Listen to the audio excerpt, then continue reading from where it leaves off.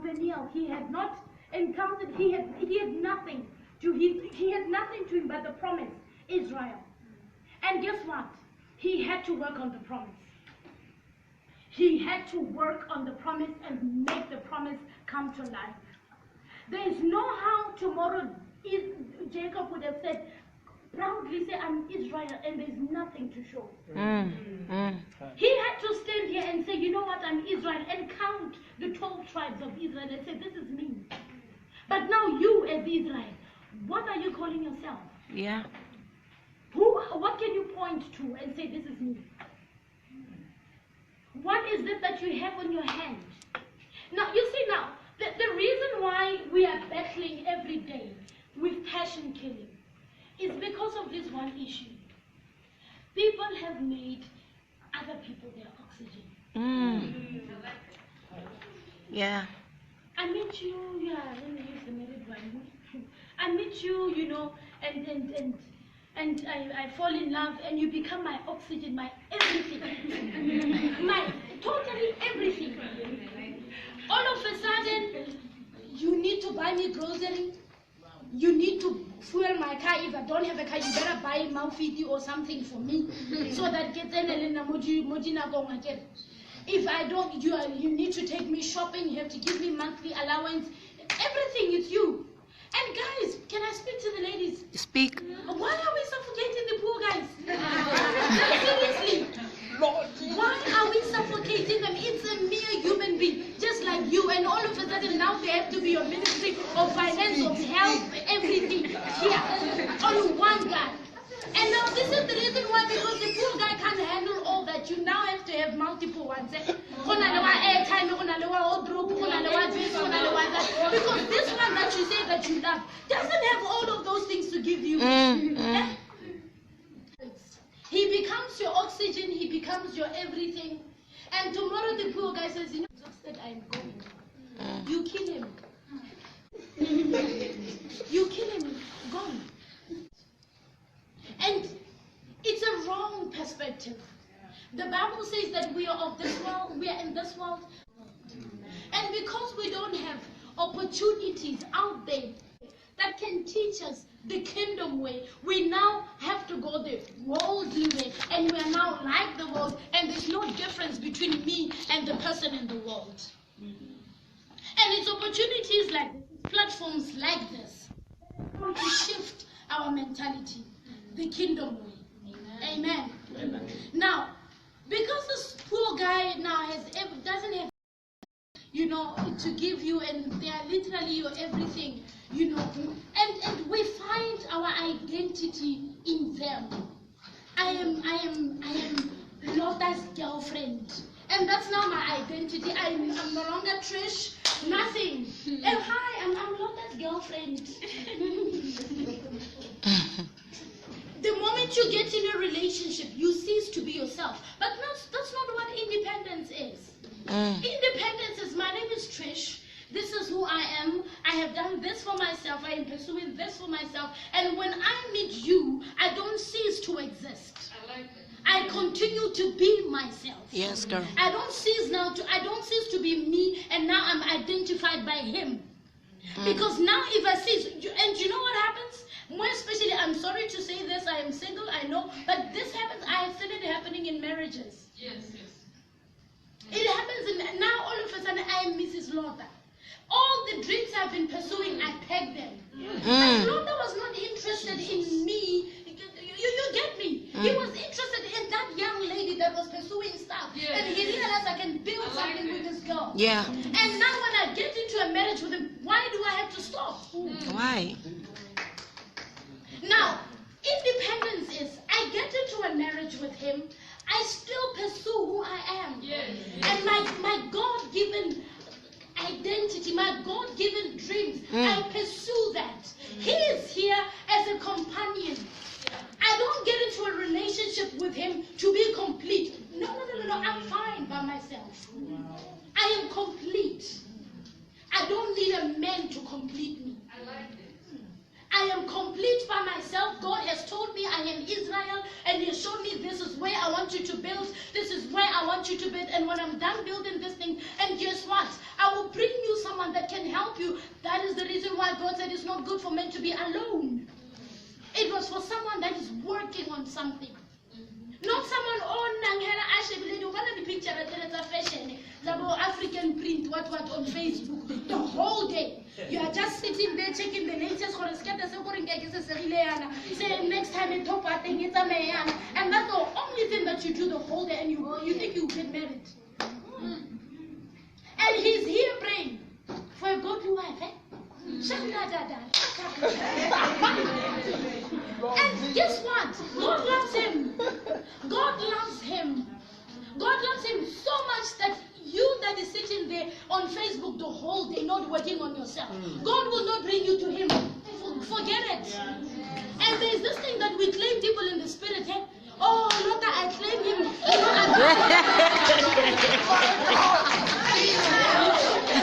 Go, Trish. I don't know where we get those revelations. We take them, yeah? And the spirit you will claim it in the spirit. we claim them in the spirit, eh? Now the Lord, a man of God. I want a man of God. And now all of a sudden, because you have seen Lord, and you're now interested, you abandon that list. Or you take that list and you craft it, to fit onto that. Oh, yes. Oh, no, I want him to be middle height, black in complexion, not chubby, not slender, but in the middle.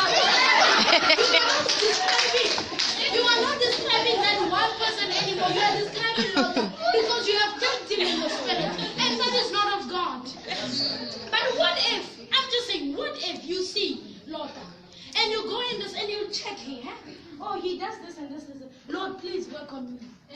Please work on me, Lord. Let me have something to you. Because guess what? When Jesus, the story of Mary and Joseph, Mary did not go to Joseph empty-handed. Mary was pregnant with something. What are you pregnant with? At least if you've not given birth yet, what are you pregnant with? That somebody can say, you know what, I need this woman by my side, I need this guy by my side. Like, you know what, there's this thing going on. Let me get on the guys. The Gaborone guys.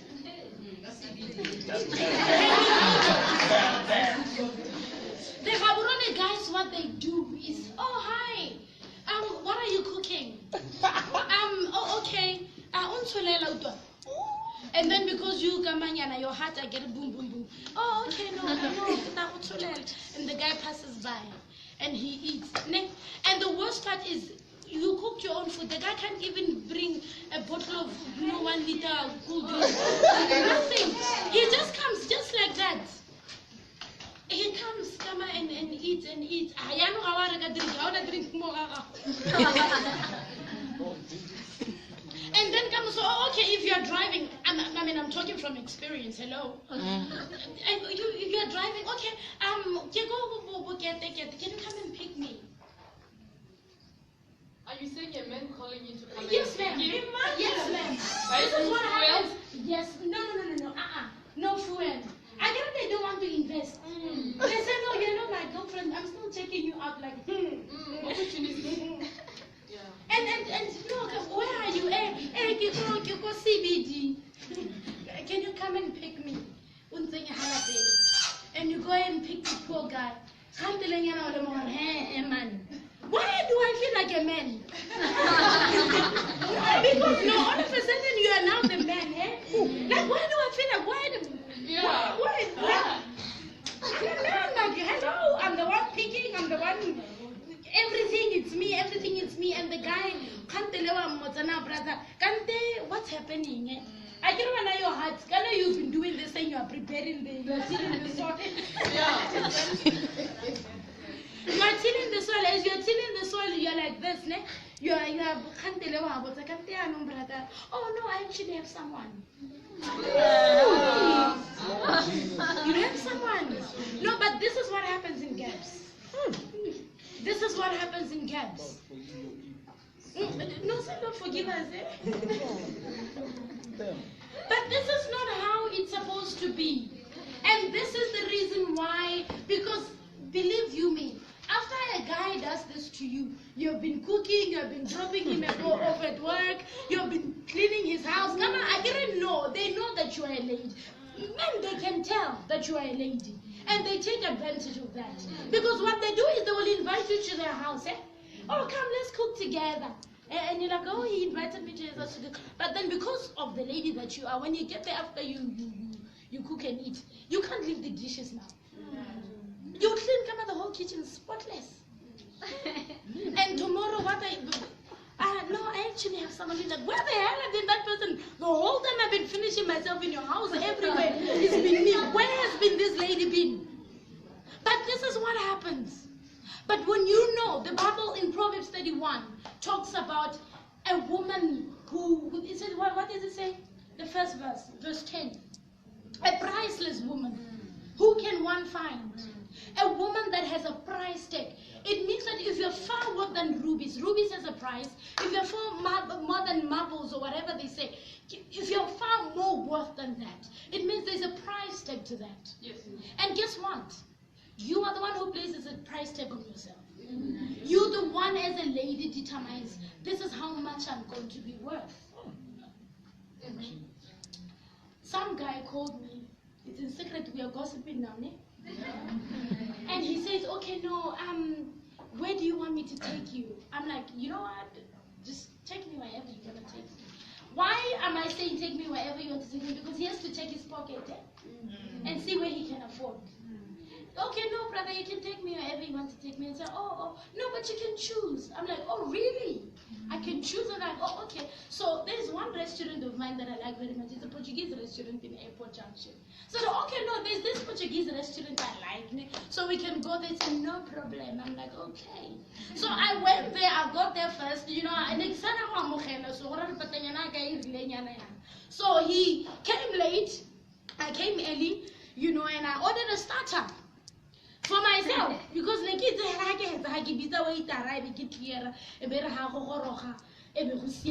so now unfortunately the guy arrived. So we sit there and then I'm like, no, we can share the starter, no problem. So we share and stuff like that. So when the menu comes and the guy says, the waiter, okay, no, I'm like, no, brother, please. Why? Because I'm giving you an opportunity to check again. Now, how's your pocket say? Please choose for yourself. You just ask me, do you like this one? I'll say yes, I like this one because So he says no. You know what? Please choose. I'm like, wait, I want you to choose. He says, no, I'm ready. I'm like, okay, no problem. So I take and I choose. I'm like this one, but I chose the cheapest one. But the cheapest one was like cheap, but cheap. So I choose the cheapest one, and he's like, oh no, whatever she's having, I'm having. And I says, but the platter is big. Do you want to share? I'm like, we can share. He says, no, please, just make it two. I'm like, okay, it's fine. Now the meal comes, we eat and we enjoy, and the brother comes and speaks and everything, and then he starts talking, and I say, before he talks, I'm like, you know what, brother, please let me finish my food first, because I knew I was going to say no. So I'm like, let me finish food first. After I finish my food, you will say whatever we have come here for. So if he gave me a chance, I finished my food, and after I finished my food, he goes, you know what, will you marry me? And all that, you know, I say, woman, what? I'm like, no, brother, I will not marry you, I'm sorry. And he says, well, but I'm like, no feelings, nothing, no, you know, but no, I can't marry you, I am sorry. And the guy said, and now the waiter comes with the bill.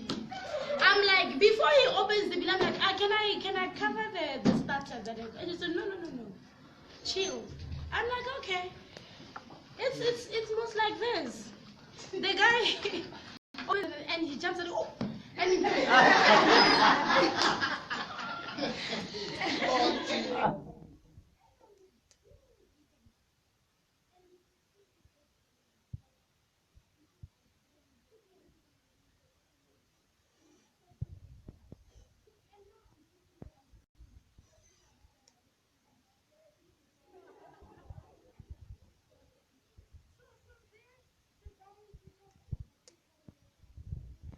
stands up, you know, checks and then sits down and then stands up and then eventually he pays and thank God it went through, you know, the card went through and thank you Jesus. And then like did you have like 10 bucks? And he's like, oh, I'm like, no, I don't actually carry money with me. I use my cards. And I'm like, but then he doesn't click because I thought he was driving. So we go, and then the guy says, oh, which way are you going? I'm like, no, I'm going to work, I'm going to CBD. So, okay, maybe you can drop me. I said, no, I can drop you by Taung, what. And then we go. Later on, that's when it sinks in. This guy is not driving. He just swiped his card off. The guy must be broke. And I felt so guilty. But in my heart, I'm like, Jesus, let him go. He must learn. And I got home, and it really took me, I think 2 months or so to stop feeling guilty about it. I felt so bad, honestly. But at the end of the day, I called my children and told them what happened. And I told them, listen, I could have told that guy, let's go to KFC. I could have told him, let's go to KFC. But guess what? I don't like KFC. I just don't like KFC. I can eat KFC, when my children say, Mommy, we want KFC, I buy KFC and I give them, but we eat, Sunday, more especially Sunday. But there's no how you are going to say you're taking me on a date, you take me to KFC. God forbid. Why am I saying that? Not because gay price or gay born or something. That's just who I am. You understand? And I wanted him to see who I am. Because then he can sit down and measure out. Is this what I want? Can I maintain this? Can I at least stand for this? Because if I don't do that and I take him to KFC, and tomorrow he marries me, and tomorrow I say, let's go to that thing at Airport Junction. He says, Airport Junction, I don't eat KFC anymore. And that's why it comes from. They kill us because now you all of a sudden you want to be yourself. Why can't you just be yourself at the word go? I did that because I didn't want to burden him financially, but I just wanted to show, okay, you want to know who I am? This is who I am. And now, because this is the price tag that you put on yourself. And guess what I said? I went to that restaurant because I knew I can afford that. If he didn't manage to pay that bill, I would have covered it. But this is what happens with us. Mafogi. Rabo CBD, room 52. You don't even know how much a plate costs or how much that juice costs. And you get there with a guy that you barely know. And he says, before I pay this bill, you have to do something. And you don't have any choice because we look on our slay queenie, but you're broke. You can't afford it. But now you are forced to go and sleep with a guy probably who's even HIV, who's giving you all these dirty diseases just because of one meal. When we say put a price tag on yourself, we are not saying live beyond your means. We are just saying know who you are, know what you want, and live according to how you can afford it. And when this guy comes, please don't burden him. He can't buy me a shoe that I cannot afford. That's a burden. When we are looking for guys who can actually help us. How much time do I have? We have 10 minutes left. Okay. Maximum. Okay. They are looking for women, eh? They check, okay, she can cook, she can dress, she can take care of children and everything and whatnot. They look, just like we look at him and say, okay, can he take care of me? Can he provide? Does he have a vision? Does he have a future? He comes and checks, okay, does she have a future? Does she have a vision? Is there something she's pursuing? But you were just sitting, slave queening the whole day, nothing that you're doing. Do you think you'll get married? So, let us adopt a kingdom mentality, a kingdom identity mentality. Not the world. The world says, if you need a job, you can go and sleep with the director. The world says if you need a promotion, you go sleep with somebody up there who can favor you.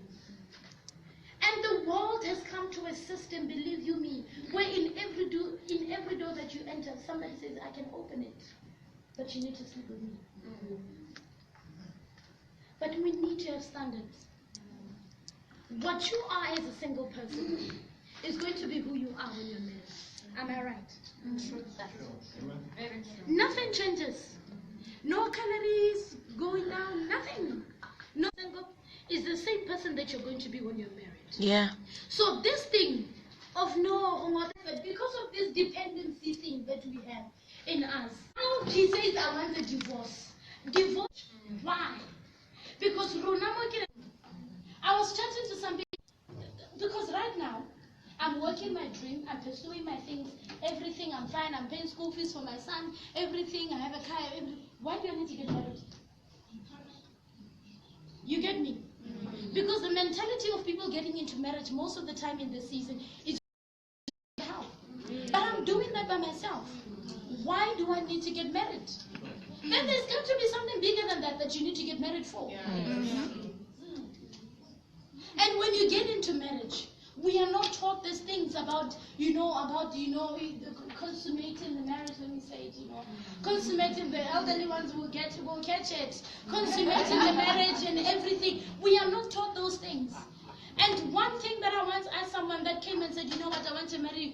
I said, what does it take to make a marriage work? And he said, the fear of the Lord. I said, go forbid. The fear of the Lord. Do you think so many pastors today will be having problems in their marriages if we took the fear of the Lord? We need to work on ourselves now. Now. So that you are ready for this thing. If you don't fix your mentality now, you are going to miss it in marriage. And believe you me, you will be getting married to be divorced. Can we stand on our feet?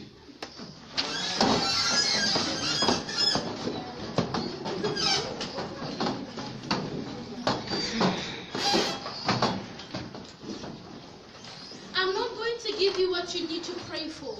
But I believe as I was talking, there are certain things that were dropping in your spirit that you know you need to deal with. And I need you to ask God, Lord, the very grace of this word that came, I need that grace to start working in my life. Amen. Without any song, without anything, just